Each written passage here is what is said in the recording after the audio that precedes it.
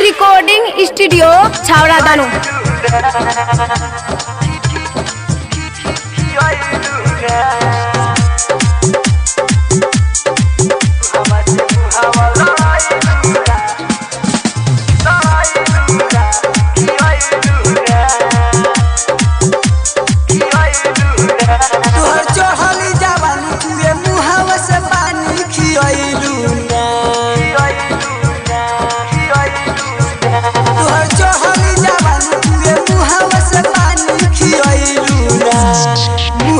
मुहावा लड़ाइलू ना खिखैलू ना मुहावा से मुहावा लड़ाइलू ना खिखैलू ना। डीजे नीतीश रा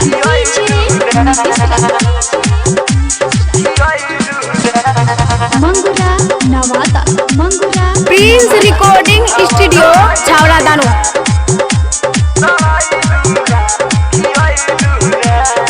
कैसे बताई कि केतना बनासा तोहर देखी बिगड़ गइल काका।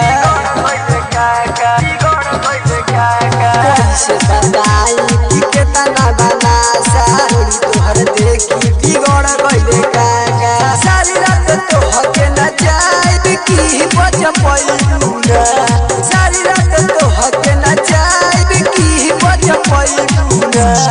लहंगा उठा के देखैलू ना सिखैलू ना परतिया में मार करैलू ना सिखैलू ना। डीजे नीतीश रा प्रिंस रिकॉर्डिंग नवादा मंगुरा नवादा।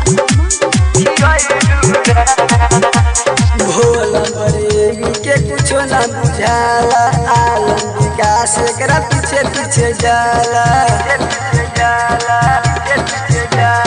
भोला बरेगी के कुछो ना बुझाला आलम विकास एकरा पीछे पीछे जाला। नमरी हजार दिल मंजे से रज कुछ कइले ना नमरी हजार दिल मंजे से रज कुछ कइले ना।